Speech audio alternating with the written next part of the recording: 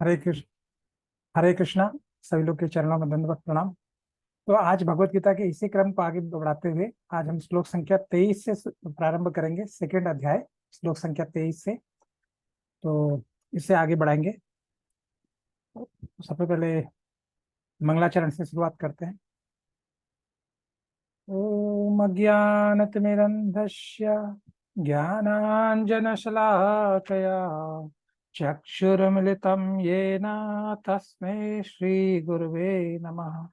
श्रीचैतन्यमनोभीष्टं स्थापितं येन भूतले स्वयं रूपकदा मह्यं ददाति स्वपदान्तिकम्। वन्देऽहं श्रीगुरो श्रीयुतपदकमलं श्रीगुरुन् वैष्णवांश्च श्रीरूपं साग्रजातं सहगण रघुनाथान्वितं तं सजीवं साद्वैतं सावधूतं परिजनसहितं कृष्ण चैतन्य देवं श्रीराधा कृष्ण पादान् सहगण ललिता श्री विशाखांश्च। हे कृष्ण करुणा सिंधो दीनबंधो जगत्पते गोपेश गोपिका कांत राधा कांत नमस्ते।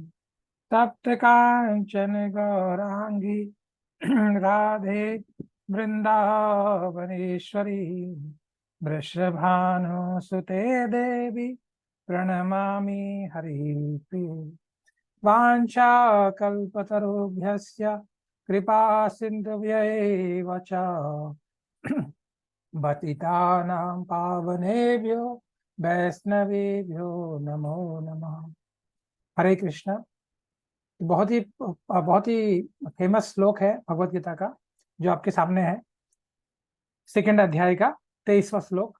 नैनं छिन्दन्ति शस्त्राणि नैनं दहति पावकः न चैनं क्लेदयन्त्याप न शोष्यति मारुतः।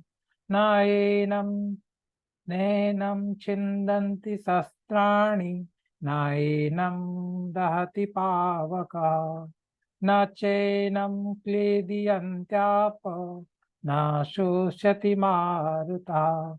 नैनं छिन्दन्ति शस्त्राणि नैनं दहति पावकः न चैनं क्लेदयन्त्याप न शोष्यति मारुतः। न कभी नहीं, एनम इस आत्मा को, छिन्दति शस्त्र, छिन्दति खंड खंड कर सकते हैं, शस्त्राणि यानी हथियार, न कभी नहीं, एनम इस आत्मा को, दहति जला सकता है, पावक अग्नि, न कभी नहीं, च भी, एनम इस आत्मा को, क्लेदियंती भिगो सकता है, आपह जल, न कभी नहीं, शोष्यति सुखा सकता है, मारुतः वायु। तो इस आत्मा को न तो किसी शस्त्र द्वारा खंड खंड किया जा सकता है और न अग्नि के द्वारा इसको जलाया जा सकता है और न जल के द्वारा भिगोया जा सकता है, न वायु के द्वारा सुखाया जा सकता है। तो आत्मा की ये कैरेक्टरिस्टिक्स है, ये आत्मा की क्या फीचर्स हैं, ये आत्मा के गुण है, लक्षण है। तो इसका तात्पर्य पढ़ेंगे। ओम अज्ञानतिमिरन्धस्य ज्ञानांजन शलाकया चक्षुरुन्मीलितं तस्मै श्री गुरुवे नमः। श्री महाविष्णुपदाय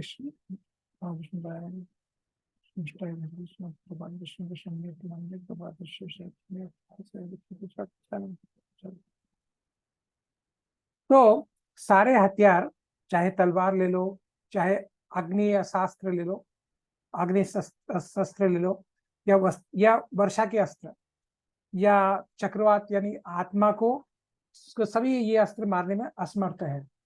क्योंकि ऐसा प्रतीत होता है कि आधुनिक जो अग्नि अस्त्र हैं के अतिरिक्त मिट्टी, जल, वायु, आकाश, अनेक प्रकार के हथियार भी होते थे। तो पहले के बारे में ये बताया गया, मिट्टी के अतिरिक्त अनेक प्रकार के अस्त्र भी होते थे। तो जैसे कि जल, वायु, आकाश के भी प्रकार के अनेक प्रकार के हथियार होते थे।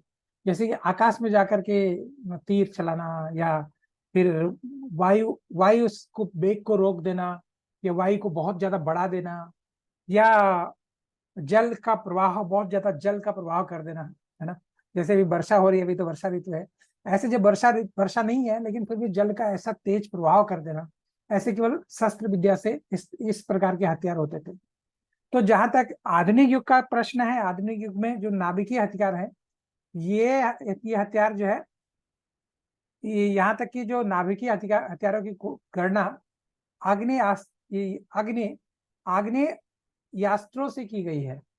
किंतु पूर्व काल में जो ये विभिन्न प्रकार के जो पार्थिव तत्व थे, उनसे भी हथियार बने होते थे। यानी विभिन्न विभिन्न प्रकार के हथियार थे, बहुत ज्यादा वैरायटी थी। आज के समय में उतना हथियार का वैरायटी नहीं है। तो आग्नेय शास्त्रों का सामना जल के यानी वरुण हथियारों से किया जाता था। जो आग्नेय शास्त्रों का सामना, यानी जैसे कि बहुत सारी ज्यादा आग आग लगी है, तो आग को बुझाने के लिए किसका हथियार करेंगे? जल वाला, जल का अस्त्र चलाएंगे तो आग को रोक देंगे। तो इसी प्रकार आधुनिक विज्ञान जो है बहुत सारे अस्त्र विद्या से अज्ञात है। आधुनिक विज्ञान वहां तक पहुंचा ही नहीं। आधुनिक विज्ञान को चक्रवात के हथियार चक्रवात चलाना है, चक्रवात के हथियारों के बारे में कुछ भी जानकारी नहीं है। तो जो भी हो, आत्मा को कभी कभी खंड कभी कभी कभी भी खंड खंड नहीं किया जा सकता, और न किन्हीं वैज्ञानिक हथियारों से इसका संहार किया जा सकता है। तो संहार भी नहीं किया जा सकता, चाहे कितनी भी संख्या क्यों ना हो, कितने भी वैज्ञानिक हथियार अलग अलग टाइप के कुछ भी चलाओ, लेकिन आत्मा का संहार नहीं कर सकते। लेकिन मायावादी इसकी व्याख्या नहीं कर सकते, और जीव किस प्रकार अपने अज्ञान के कारण उत्पन्न हुआ और तत्पश्चात माया शक्ति में आवृत हो गया, इसकी व्याख्या मायावादी लोग नहीं कर पाते। तो जीव क्या है? अज्ञान में है, और अज्ञान में उत्पन्न हुआ, और फिर जैसे ही उसका प्रकट हुआ, जैसे ही वो क्या हुआ, उसका जन्म हुआ, तो माया का आवरण उस पर लग गया। तो न न ही आदि परमात्मा से जीवों को विलग कर पाना संभव है, क्योंकि परमात्मा का अंश है। जो आदि परमात्मा है, उससे जीवों को विलग भी नहीं किया जा सकता है, और सारे जीव परमात्मा से विलग हुए अंश हैं। तो कहने का मतलब यह है, जीव को परमात्मा से अलग नहीं किया जा सकता, क्योंकि जीव का स्वरूप है, जीवेर स्वरूप है नित्य कृष्ण दास। लेकिन जीव क्या है? अपने को पृथक समझता है कि हम क्या है, पृथक है, हम प्रकृति के हैं। ये भाव जीव के अंदर होता है, ये विचारधारा होती है। लेकिन जीव क्या है? भगवान का सनातन अंश है, लेकिन जीव इसको मान नहीं पाता, समझ नहीं पाता। इसी वजह से जीव क्या है, बहुत सारे कष्ट भोगता है। जबकि भगवान का तो सीधा सा भगवान का अंश है, भगवान का ही अंश है जीव, लेकिन जीव इसको समझ नहीं पाता। वो सनातन अणु आत्मा है जीव, लेकिन भगवान से विलग हुए, परमात्मा से विलग हुए अंश हैं, और विलग हुए हैं, लेकिन हम हमारा स्वभाव नहीं है कि विलग रह के हम भगवान से परमात्मा से विलग होकर रह पाते हैं। ये हम यहाँ पर कंडीशन अपना एक हम लोग इस समय में हैं, लेकिन हमारा स्वभाव नहीं कि हम भगवान से विलग होकर के रह पाए, क्योंकि ये क्या, हमारा स्वभाव क्या है? सनातन है। और भगवान भी क्या है? भगवान क्या है? सनातन। भगवान सनातन परमात्मा है, और हम क्या है? सनातन अणु आत्मा है। तो अणु आत्मा परमात्मा के साथ ही क्या हो सकता है? आनंदित रह सकता है, उन्हीं की सेवा में अपने को पूर्ण कर सकता है। और जबकि हम लोग क्या लगे हैं, माया के द्वारा आवृत होने के कारण हम क्या सोचते हैं कि हम भगवान की संगति से पृथक हो गए हैं यहाँ पर, और यही हमारा अस्तित्व है, हम ऐसा सोचते हैं, और इसी को सच मान के बैठते हैं। तो माया के आवरण की वजह से हमारी जो प्रवृत्ति है, वो स्वाभाविक ऐसी हो चुकी है कि हम भगवान की संगति से पृथक होते जाते हैं। जिस प्रकार अग्नि के स्फुरलिंग अग्नि के से विलग होते ही क्या हो जाते हैं? बुझ जाते हैं। जैसे आग से चिंगारी निकलती है, और चिंगारी अगर आग से दूर हो जाए तो तुरंत बुझ जाती है ना। तो इसी प्रकार हमारा भी यही बात है। लेकिन इन दोनों गुण, ये यद्यपि दोनों गुण समान है ना। तो जैसे अणु आत्मा परमात्मा का अंश है, इसी प्रकार आग की जो चिंगारी है वो आग से निकली है, अगर वो आग से पृथक जाती है तो क्या हो जाती है? बुझ जाती है। तो इसी प्रकार हमारा भी अस्तित्व का कोई वैल्यू नहीं है, कोई इंपॉर्टेंस नहीं है, कोई सिग्निफिकेंस नहीं है जब हम भगवान के साथ कनेक्ट होकर के अपना संबंध भगवान को बनाने के बजाय भगवान से बेलक होके कार्य होता है। तो कोई यानी माया जगत में रह के कार्य करें और भगवान के अस्तित्व को नकारते हैं और या भगवान के साथ अपना संबंध को प्रगाढ़ न करें, तो हमारे जीवन का कोई अस्तित्व है ही नहीं। तो यहाँ पर ये दोनों गुण समान होते हैं। 12 पुराण में जीवों को परमात्मा का विभिन्न अंश कहा गया है, 12 पुराण में, और भगवत गीता के अनुसार ये शाश्वत रूप में ऐसे ही हैं। जीव जो विभिन्न अंश हैं वो भी शाश्वत हैं, हम सभी शाश्वत हैं। जीवन स्वरूप है नित्य कृष्णदास, ईश्वर अंश जीव अविनाशी, रामायण में बोलते हैं। तो मोह से युक्त होकर जीव क्या है, पृथक अस्तित्व रखता है, जबकि है कृष्ण का दास, है भगवान की शक्ति, भगवान का अंश है, लेकिन माया से मुग्ध होकर के, माया से ऐसा, माया के मोह में ऐसा है, तो जीव सोचता है मैं अलग हूँ, मैं अलग हूँ, है ना। जैसा कि कृष्ण द्वारा अर्जुन को दिए गए उपदेशों से क्या होता है, स्पष्ट है, यहाँ भगवान बहुत स्पष्टली बोलते हैं, अर्जुन कृष्ण के उपदेश के कारण मुक्त तो हो गया, किंतु कभी भी कृष्ण से एकाकार नहीं हुआ। तो जैसे ब्रह्मवादी बोलते हैं ना कि हम तो भगवान में मिल जाते हैं, हम ब्रह्म ज्योति में मिल जाएंगे, हम ये करेंगे वो करेंगे, तो भगवान से एकाकार, भगवान में मिलना नहीं है, भगवान हमारा अस्तित्व फिर भी रहता है, हमारा सिग्निफिकेंस, हमारा अस्तित्व फिर भी रहता है। जब हम मुक्त हो जाते हैं तो कृष्ण के उपदेश से अर्जुन मुक्त हो गया, लेकिन भगवान में तो एकाकार नहीं हुआ, भगवान में तो मिला नहीं, भगवान की सेवा उसको प्राप्त हुआ, भगवान के निज धाम में गोलोक वृंदावन में वास मिला। तो लेकिन भगवान, जैसे बोलते मायावादी लोग बोलते हैं ना कि हम भगवान में मिल जाते हैं, हम ब्रह्म में मिल जाते हैं, तो ये सही सिद्धांत यहाँ पर इसको नहीं बताया। तो ये अपूर्णता है ना, ये अपूर्णता है, ये आत्म साक्षात्कार की अपूर्णता है, आंशिक रूप से सच है लेकिन पूर्ण सच नहीं है। तो आगे क्या है, अगला श्लोक, अच्छेद्य अयम अदाद्य अयम अक्लेद्यो असोस्य एव च नित्य सर्वगतं स्थाणु अचल अयम सनातनः। अच्छेद्यो अयम अदाद्य अयम अक्लेद्यो असोस्य एव च नित्यः सर्वगतः स्थाणु अचल अयम सनातनः। अच्छेद्य यानी जो टूटने वाला नहीं है, जो टूट नहीं सकता, अयम यह आत्मा, अदाद्य न जलाया जाने वाला, अयम यह आत्मा, अक्लेद्यो अघुलनशील है ये, अशोष्य न सुखाया जाने वाला, एवं निश्चय ही, च तथा, नित्य शाश्वत, सर्वगत सर्वव्यापी, स्थाणु अपरिवर्तनीय, अविकारी, अचल जड़, अयम यह आत्मा, सनातन सदैव एक सा। अब आत्मा के फिर गुण आगे बता रहे हैं, यह आत्मा अखंडित है तथा अघुलनशील है, इसके खंड खंड नहीं किए जा सकते, इसको घुला नहीं जा सकता। जैसे पानी में क्या करते हैं, चीनी को मिलाते हैं तो घुल जाती है, नमक को मिलाते हैं तो घुल जाती है, तो ये घुलनशीलता को प्रदर्शित करता है। तो ये सॉल्वेंट नहीं है, इसको सॉल्वेंट नहीं है, किसी में किसी सॉल्यूशन में मिलाते हैं तो ये, या किसी लिक्विड में मिलाते हैं तो घुलता नहीं है, तो इसे न जलाया जा सकता है और न इसको सुखाया जा सकता है। ये क्या है, शाश्वत, सर्वव्यापी, अभिकारी, स्थिर तथा सदैव एक सा रहने वाला है, इसमें कोई परिवर्तन नहीं। तो अणु आत्मा के इतने सारे गुण ये सिद्ध करते हैं कि आत्मा पूर्ण आत्मा का अणुअंश है। हमारा आत्मा जो है हमारे अंदर है, ये पूर्ण आत्मा यानी परम आत्मा का अणुअंश है, बिना किसी परिवर्तन के निरंतर उसी तरह बना रहता है, कोई परिवर्तन इसमें नहीं आता। इस प्रसंग में अद्वैतवाद को व्यवहात कहना कठिन है। अद्वैतवाद और द्वैतवाद, अद्वैतवाद में क्या है कि अणु आत्मा, क्योंकि अणु आत्मा कभी भी परमात्मा के साथ एक साथ नहीं मिल सकता, तो अद्वैतवाद का यहाँ पर खंडन किया गया। अद्वैतवाद में केवल एक ही परमात्मा, और हम भी उसमें परमात्मा में मिल जाते हैं, हम भी परमात्मा में मिल जाते हैं।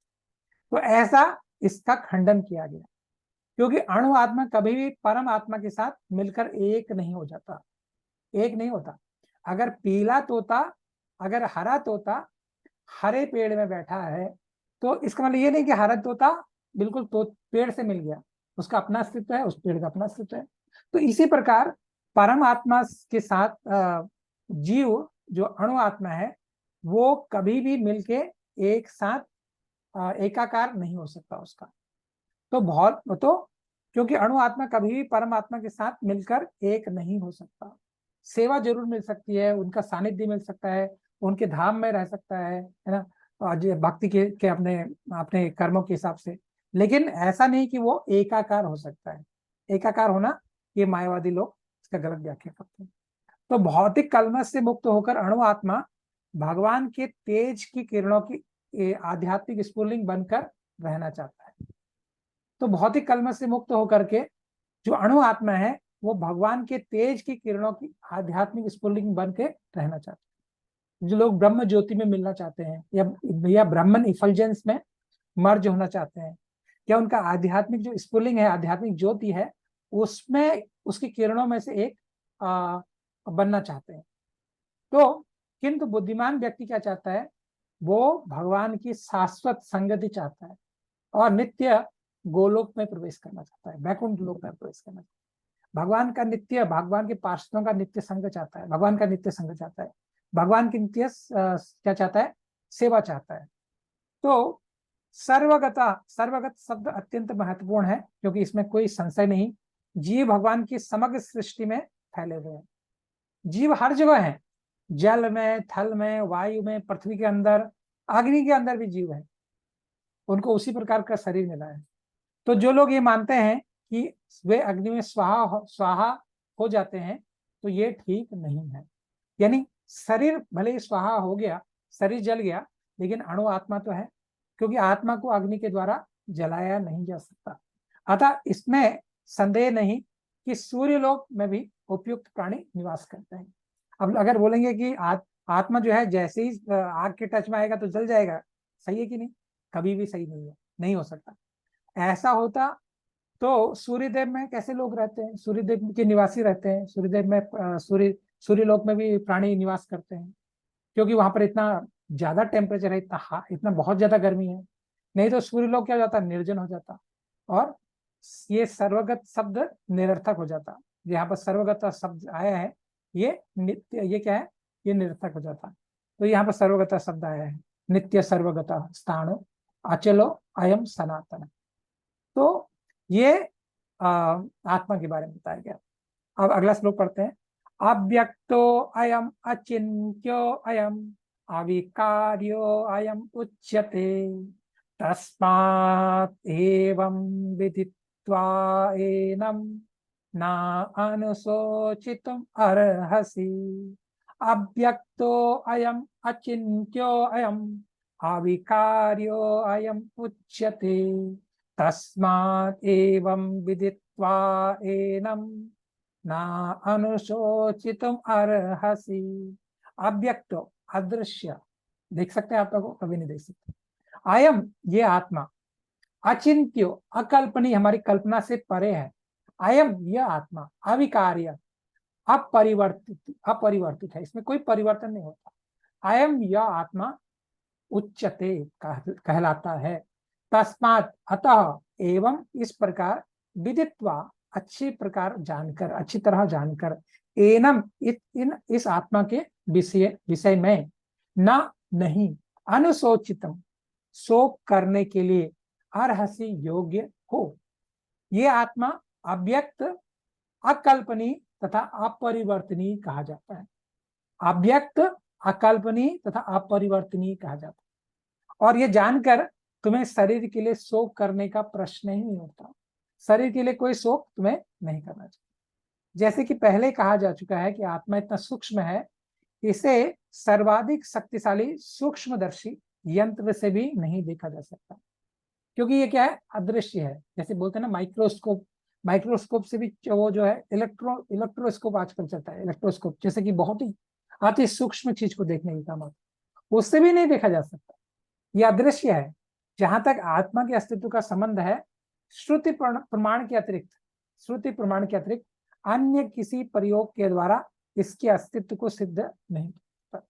तो श्रुति, स्मृति, पुराण, है ना, पंचरात्र, तो श्रुति के द्वारा ही इसको सिद्ध किया जा सकता है, इसके अस्तित्व को सिद्ध किया जा सकता है।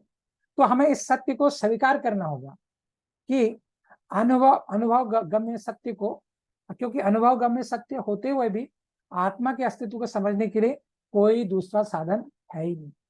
जब हमको अनुभव हो जाएगा आत्म साक्षात्कार में, तो पता चलेगा कि आत्मा कैसे कार्य करती है, आत्मा को समझ सकते, नहीं तो आत्मा को समझना सहज नहीं है। तो और कोई साधन नहीं है,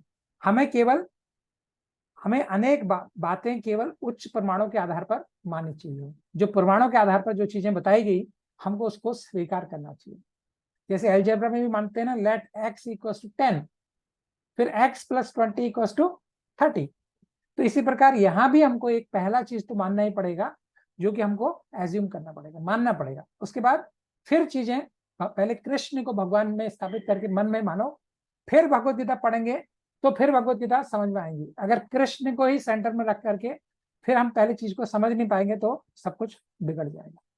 तो जैसे कि एक माता एक कोई अपनी माता के आधार पर अपने पिता के अस्तित्व को स्वीकार करते है ना, अपने माता के आधार पर अपने पिता के अस्तित्व को स्वीकार करता है, उसको अस्वीकार नहीं कर सकता। यानी माता बोले ये आपके पिता हैं, तो ये बच्चा मानेगा हाँ ये मेरे पिता है, क्योंकि माता क्या है, अथॉरिटी है। माता क्या है, अथॉरिटी है। अगर माता बोले ये नहीं तुम्हारे पिता नहीं है, तो बच्चा बोलेगा हाँ ठीक है मेरे पिता नहीं है। तो माता के आधार पर ही पिता को बच्चा स्वीकार करेगा। तो हमारी माता कौन है, हमारे वेद हमारी माता है, स्तुतियां हमारी माता है, पुराण हमारी माता है। तो पिता के स्वरूप को जानने का साधन एकमात्र प्रमाण माता है। इसी प्रकार वेद अध्ययन के अतिरिक्त आत्मा को समझने का कोई दूसरा उपाय है ही नहीं। दूसरे शब्दों में आत्मा मानवीय व्यवहारिक ज्ञान द्वारा अकल्पनीय है। अगर हम बहुत सारा व्यवहारिक ज्ञान ले लें, ज्ञान इकट्ठा कर लें, सोचिए कि हम आत्मा को अब समझ लेंगे, तो संभव नहीं है। आत्मा चेतना है और चेतन है, और वेदों में इसके कथन को, हमको वेदों के इस कथन को स्वीकार करना चाहिए। आत्मा में जीव जैसे अनेक परिवर्तन, आत्मा में शरीर जैसे अनेक परिवर्तन नहीं होते। मूलतः अधिकारी रहते हुए आत्मा अनंत परमात्मा की तुलना में अणुरूप है। तो बार बार यही चीज आ रहा है कि परम आत्मा की तुलना में अणुरूप है, छोटा सा माइन्यूट पार्टिकल है। परम आत्मा क्या है, अनंत है, और अणु आत्मा क्या है, अति सूक्ष्म है, सूक्ष्म नहीं अति सूक्ष्म है। अतः अति सूक्ष्म आत्मा अभिकारी होने के कारण अनंत आत्मा परमाणु के तुल्य नहीं हो सकता। जैसे समुद्र का जल खारा है ना, और एक बूंद लें समुद्र का, वो भी खारा होता है, लेकिन क्वालिटी में दोनों एक ही है। क्वालिटी दोनों का क्या है, खारापन है, लेकिन क्वांटिटी में अलग है। वो समुद्र है, विशाल समुद्र है, और यहाँ पर एक छोटा सा ड्रॉप है पानी का। तो इसी प्रकार जो अणु आत्मा है, उसमें भी भगवान के ही गुण हैं, लेकिन छोटी मात्रा में, बहुत सूक्ष्म मात्रा में, इसलिए हम माया के प्रभाव में, और कोई कारण नहीं। इसी प्रकार इसलिए हम, और भगवान क्या है, विभू है, इसलिए भगवान कभी भी माया के प्रभाव में नहीं आते। भगवान खुद ही माया के अधिपति है, भगवान खुद ही माया को बनाते हैं। तो किसी भी बात को तो कहने का मतलब है, यदि सूक्ष्म आत्मा अविकारी होने के कारण अनंत आत्मा भगवान के तुल्य नहीं हो सकता। यही वेदों में, यही भाव वेदों में विभिन्न विभिन्न प्रकार से आत्मा के स्थायित्व की पुष्टि करने के लिए दोहराया जाता है। बार बार बार बार इस चीज को रिपीट, किसी बात को बार बार दोहराना उस तथ्य को बिना त्रुटि के समझने के लिए आवश्यक है। अगर बार बार कोई हमारे शास्त्रों में बताया जाता है कोई चीज को, तो इसका मतलब है कि उसको हमको स्वीकार कर लेना चाहिए, आंख बंद करके स्वीकार कर लेना चाहिए। हमारे जो शास्त्रों में जो चीजें बताई गई, उसको हमको आंख बंद करके स्वीकार कर लेना चाहिए, एज इट इज मान लेना चाहिए, है ना। तो अगला श्लोक है, अथ चेनम नित्य जातम नित्यवावन्यसे मृतम तथापि त्वं महाबाहो न एनं शोचितुम् अर्हसि अथ च एनं नित्यजातं नित्यं मन्यसे मृतं तथापि त्वं महाबाहो नाएनं सोचितुम अर्हसि। अथ यदि, फिर भी, च भी, एनम इस आत्मा को, नित्य जातम उत्पन्न होने वाला, नित्यम सदैव के लिए, वा आत्मा अथवा मन से तुम सोचते हो, मृतम मृत, तथापि फिर भी, तुम महाबाहो, हे सूरवीर, न कभी नहीं, एनम आत्मा के विषय में सोचितुम सोचने के लिए अर्हसि योग्य हो। यदि किंतु यदि तुम ये सोचते हो कि आत्मा जीवन का लक्षण सदा जन्म लेता है और सदा मरता है, तो भी हे महाबाहु, तुम्हें शोक करने का कोई कारण है ही नहीं। तो सदा से दार्शनिकों का एक वर्ग रहा है जो बौद्धों के समान ही ये नहीं मानता कि शरीर के परे आत्मा का स्वतंत्र अस्तित्व है। बौद्ध लोग भी यही मानते हैं कि जब शरीर खत्म तो सब कुछ खत्म। वो आत्मा के अस्तित्व को नकारते हैं, आत्मा के अस्तित्व को नहीं मानते हैं। तो ऐसे बहुत सारे दार्शनिक भी हैं जो आत्मा के अस्तित्व को नहीं मानते। ऐसा प्रतीत होता है कि भगवान कृष्ण ने भगवत गीता का उपदेश दिया तो ऐसे दार्शनिक तब भी विद्यमान थे और लोकायतिक यानी वैभाषिक नाम से जाने जाते हैं। बहुत सारे दार्शनिक भी थे। ऐसे दार्शनिकों का मत है कि जीवन के लक्षण भौतिक संयोग एक परिपक्व अवस्था से ही घटित होती है। तो उनका क्या है कहना कि जीवन क्या एक संयोग बस है, एक संयोग बस जीव का जन्म होता है और जीव क्या होता है, चला जाता है। इसमें कोई आत्मा कुछ नहीं है, उनका ये मानना है। आत्मा नहीं है जीव के अंदर, शरीर के अंदर आत्मा नहीं है। आधुनिक वैज्ञानिक या भौतिकवादी दार्शनिक भी ऐसा ही कुछ सोचते हैं, है ना। और उनके अनुसार शरीर जो है भौतिक तत्वों के सहयोग से मिला है। तो ऐसा समझते हैं कि हमारे में इतना फास्फोरस है, इतना कैल्शियम है, इतना लिक्विड है, इसके कॉम्बिनेशन से हमारा शरीर बन गया। तो फिर बनाओ और सारे शरीर बनाओ, है ना। क्या आप एक चींटी को भी बना सकते हैं? नहीं। अगर भौतिक संयोग से बनाना तो बनाओ, सब कुछ तो मौजूद है, सब कुछ अवेलेबल है, लेकिन नहीं बन सकता। तो उनके अनुसार ये भौतिक तत्वों का संयोग है। तो एक ऐसी अवस्था आती है जब भौतिक तथा रासायनिक तत्वों के संयोग से जीवन के लक्षण विलक्षित होते हैं। वो ऐसा बोलते हैं कि भौतिक और रासायनिक तत्वों के संयोग से जीवन के लक्षण विकसित हो जाते हैं, तो जीव को जीवन मिलता है। और नव नृ तत्व विज्ञान के दर्शन भी इसी पर आधारित है। जो आज का विज्ञान है इसी पर आधारित उन्होंने विज्ञान।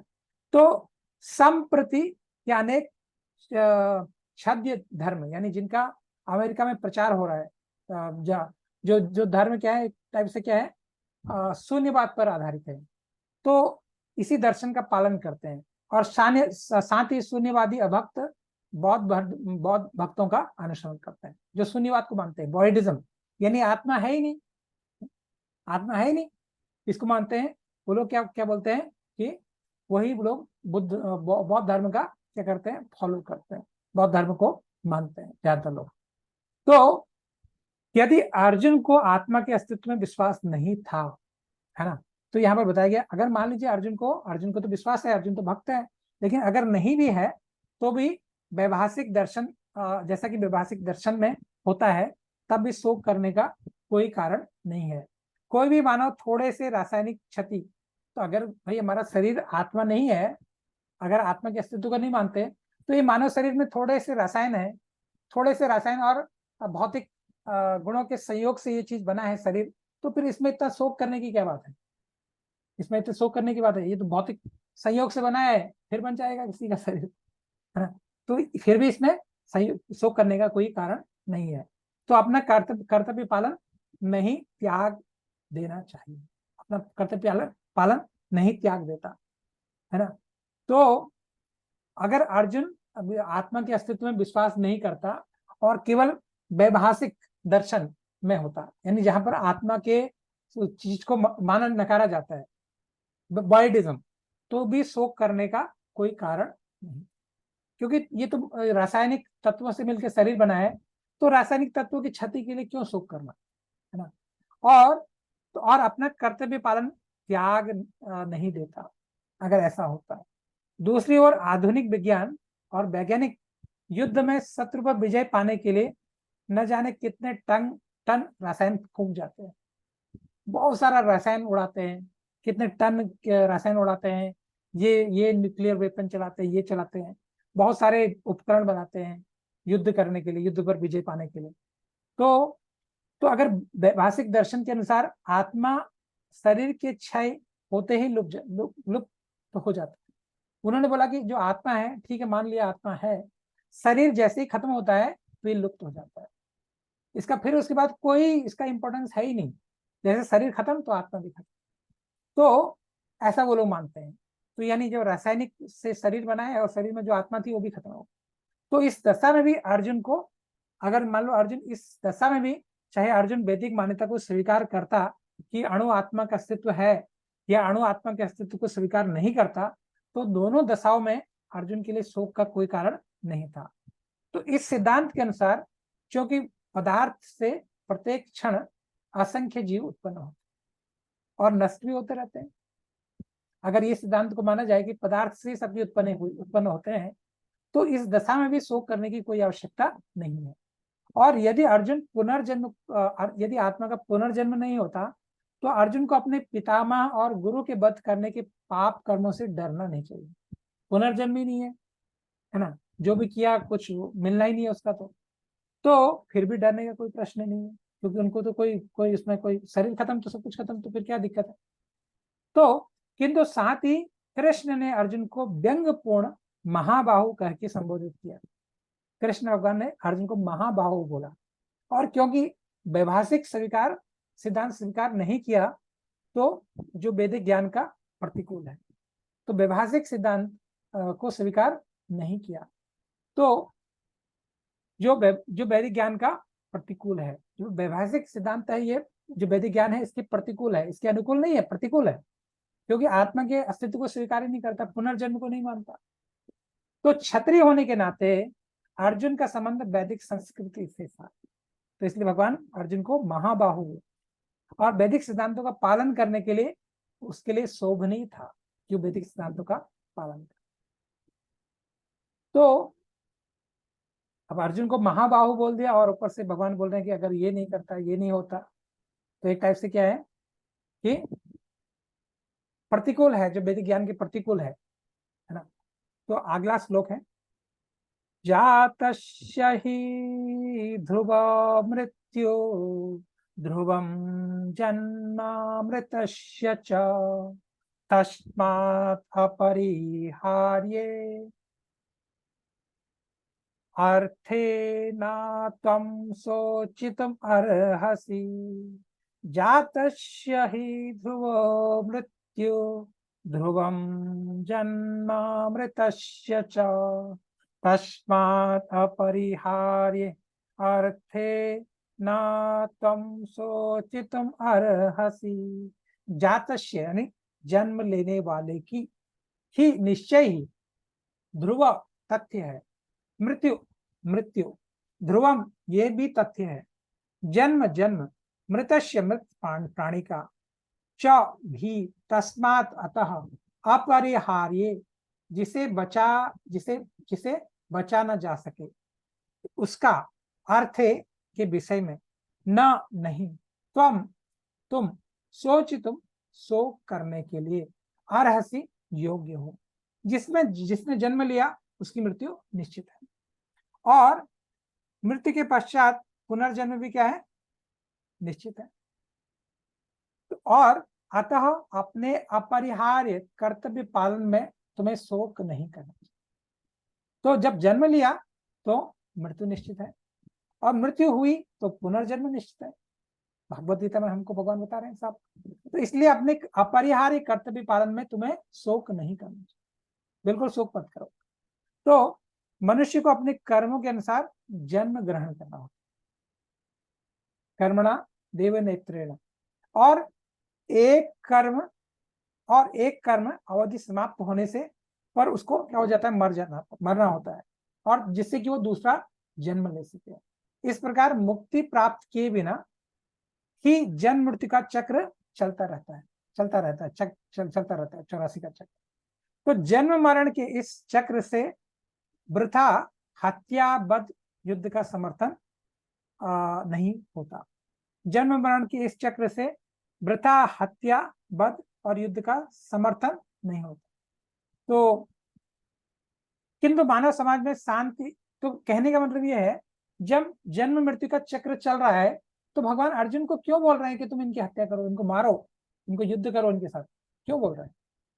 क्योंकि अगर मानव समाज में शांति और व्यवस्था बनाए रखना है तो कई बार हिंसा और युद्ध अपरिहार्य है ना। कई बार इसकी जरूरत पड़ती है ना।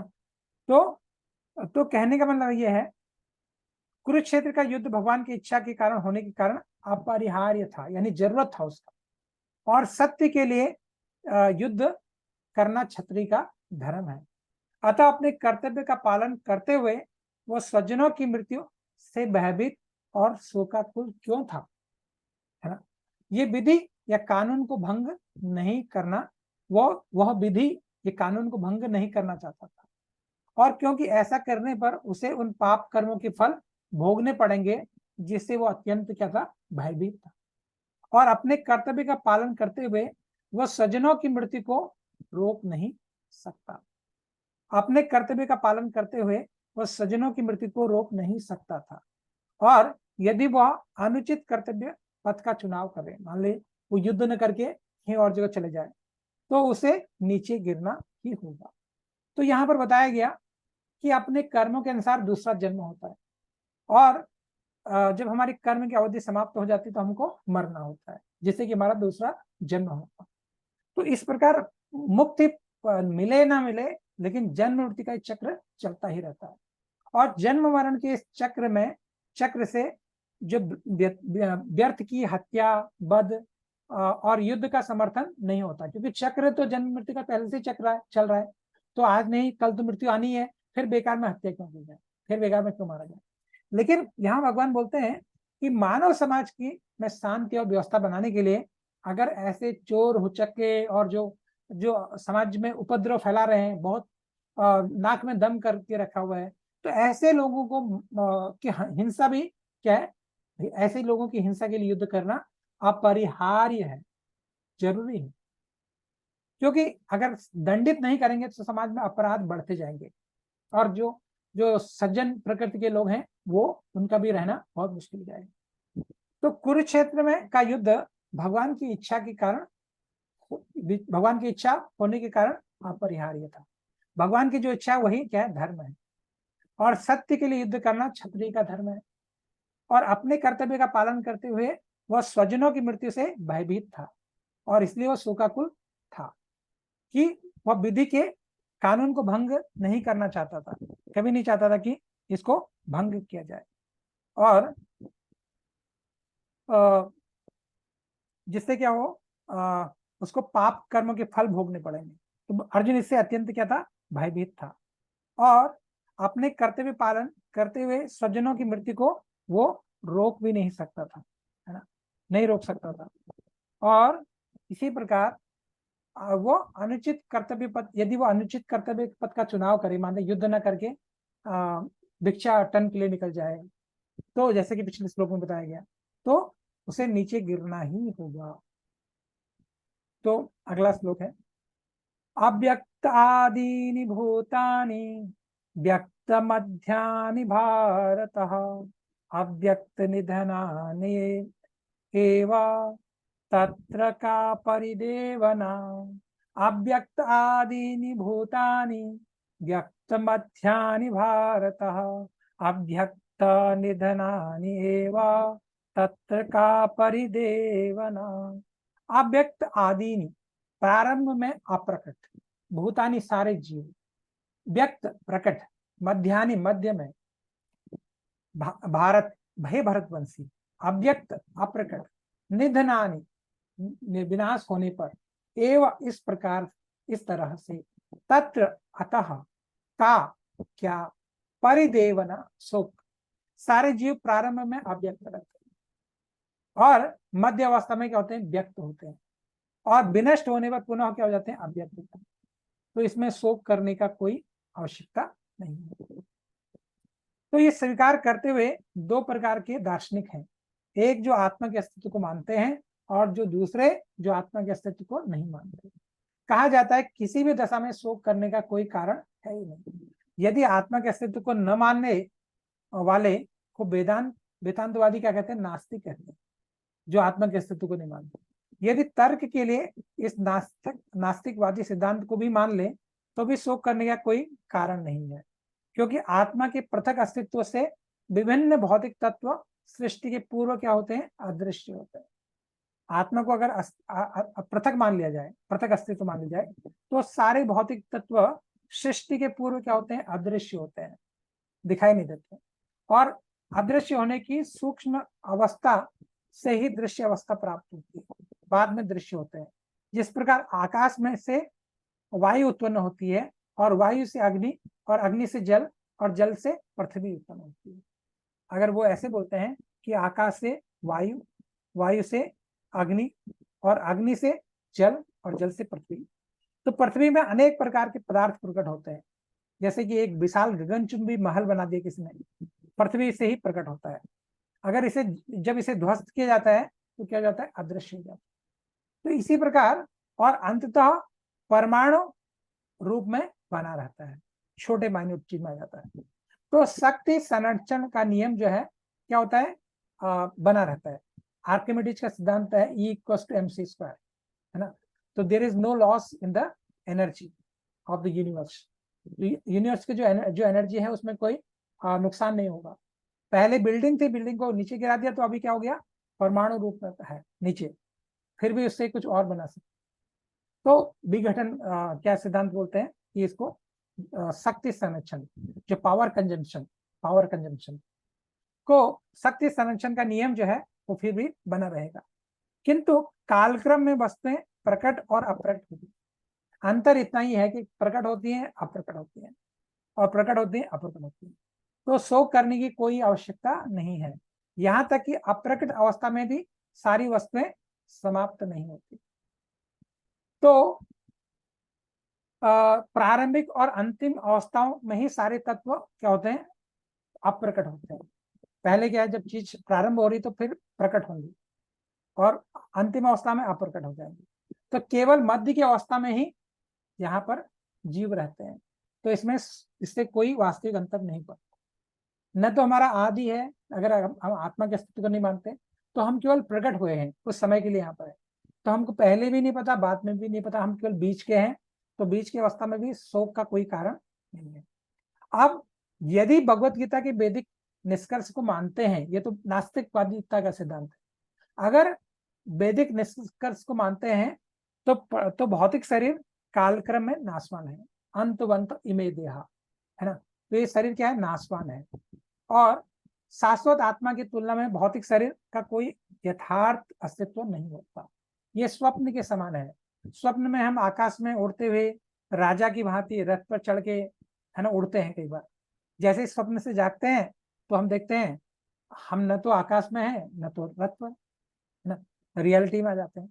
तो वैदिक ज्ञान आत्म साक्षात्कार को भौतिक शरीर के अस्तित्व अनस्तित्व के लिए प्रोत्साहन करता है। जो वैदिक ज्ञान है वो आत्म साक्षात्कार को भौतिक शरीर के अन अस्तित्व, यानी भौतिक शरीर का हमारा अस्तित्व नहीं है, मृत्यु के बाद इसका कोई अस्तित्व नहीं है, इसको के लिए प्रोत्साहित करता है। यानी आत्मा के लिए, आत्मा के मार्ग के अस्तित्व को जानने के लिए हमको प्रेरित करता है। अतः हम चाहे हम आत्मा के अस्तित्व को माने या न माने, शरीर नाश के लिए शोक का कोई कारण नहीं है।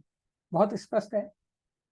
अब क्या है, अगला श्लोक है, आश्चर्यवत् पश्यति कश्चित् एनम् आश्चर्यवत् वदति तथा एव चान्यम् आश्चर्यवत् च एनम् अन्यश्नोति श्रुत्वा अपि एनम् वेद न चैव कश्चित् आश्चर्यवत् पश्यति कश्चित् एनम् आश्चर्यवत् वदति तथा एव चान्यम् आश्चर्यवत् चैनम् अन्यश्नोति श्रुत्वाप्येनम् वेद च एव कश्चित् आश्चर्यवत् आश्चर्य की तरह पश्यति देखता है कश्चित कोई एनम इस आत्मा को आश्चर्यवत आश्चर्य की तरह बदति कहता है तथा जिस प्रकार एवं निश्चय ही च भी अन्य दूसरा आश्चर्यवत आश्चर्य से च और एनम इस आत्मा को अन्य दूसरा सुनोति सुनता है श्रुत्वा सुनकर अपि भी एनम इस आत्मा को वेद जानता है न कभी नहीं च तथा एवं निश्चय ही कश्चित कोई भी ये आत्मा को कोई आश्चर्य से देखता है कोई इस आश्चर्य की तरह उसको बताता है और कोई इस आश्चर्य की तरह सुनता है और किंतु कोई कोई इसके विषय में सुन के भी कुछ नहीं समझ पाते। ये बताया गया आत्मा का। तो गीतोपनिषद के अनुसार गीतोपनिषद के सिद्धांतों के अनुसार कठोपनिषद में भी एक श्लोक आता है। चूंकि गीतोपनिषद उपनिषदों के सिद्धांत पर आधारित है। गीतोपनिषद क्या है? उपनिषदों के सिद्धांत पर पूर्ण तरह आधारित है और कठोपनिषद में भी इसी प्रकार का श्लोक आता है कि कोई आश्चर्यजनक नहीं है। तो श्रवण यापि बहुभिर्यो न लक्ष्य श्रवणवंतो अपि बहवो यम न विदुः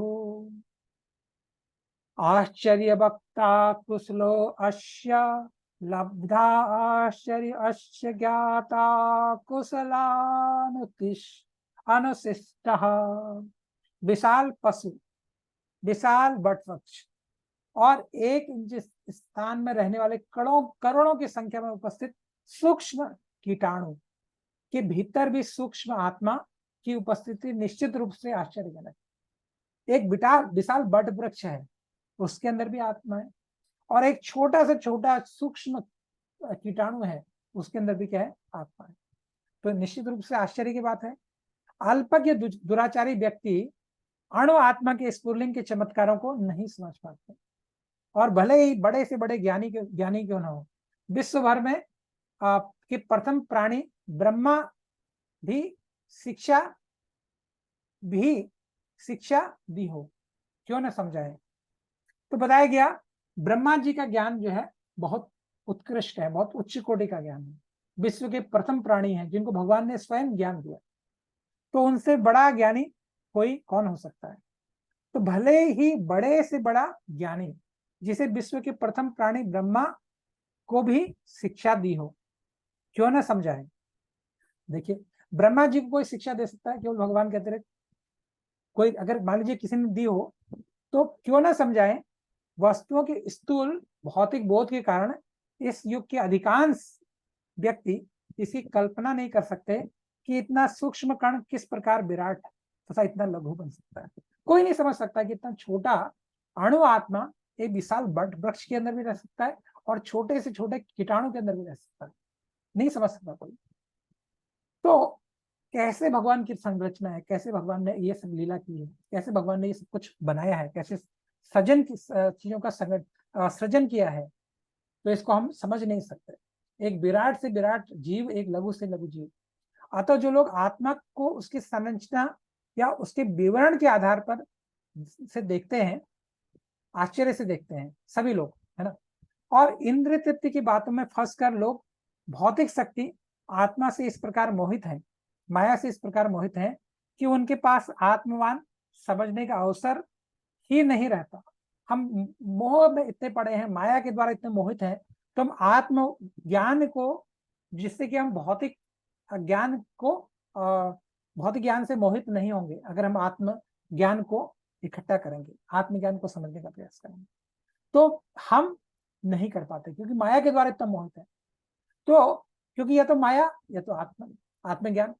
तो भौतिक शक्ति माया के द्वारा मोहित होते हैं और उनके पास आत्मज्ञान समझने का अवसर ही नहीं।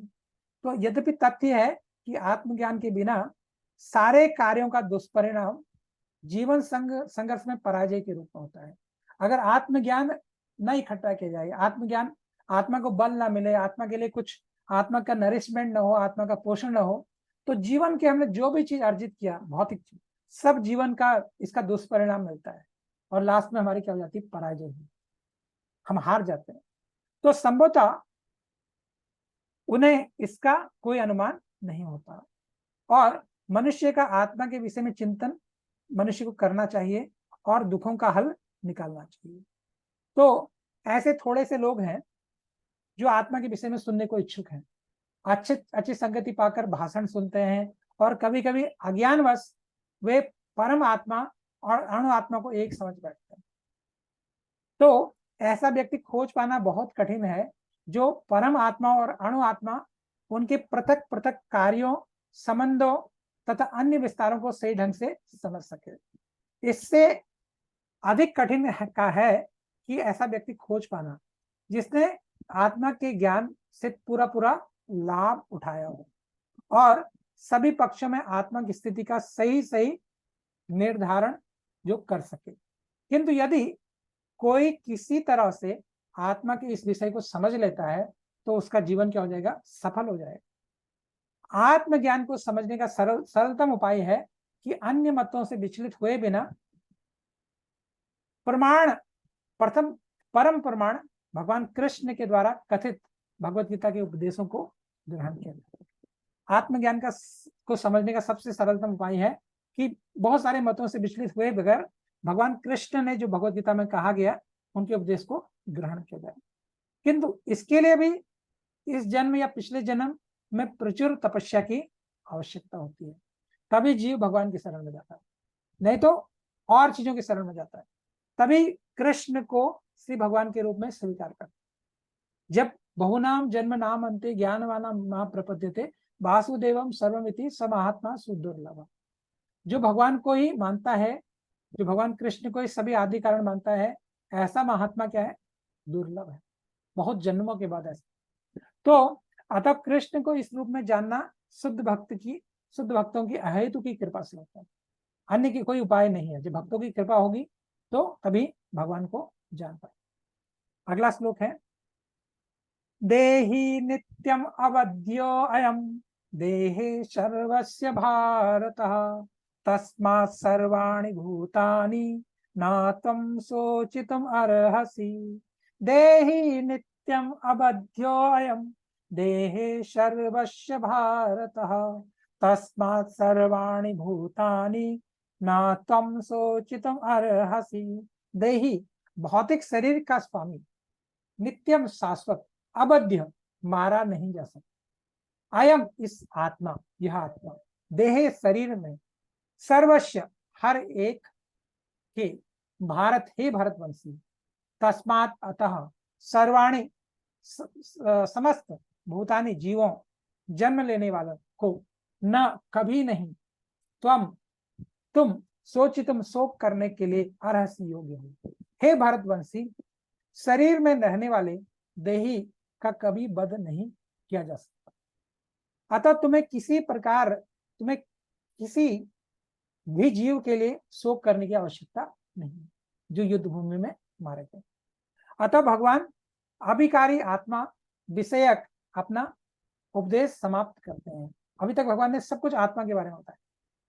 अमर आत्मा का अनेक प्रकार से वर्णन करते हुए भगवान कृष्ण ने आत्मा को अमर तथा शरीर को नाशवान सिद्ध कर दिया। क्षत्रिय होने के नाते अर्जुन को इस भय से कि युद्ध में उसके पितामह भीष्म और गुरु द्रोण मारे जाएंगे, अपने कर्तव्य से विमुख नहीं होना चाहिए। अर्जुन को भगवान ने ये बताया। कृष्ण को प्रमाण मानकर भौतिक देह से भिन्न आत्मा का पृथक अस्तित्व स्वीकार करना ही होगा। यह नहीं कि आत्मा जैसी कोई वस्तु नहीं है।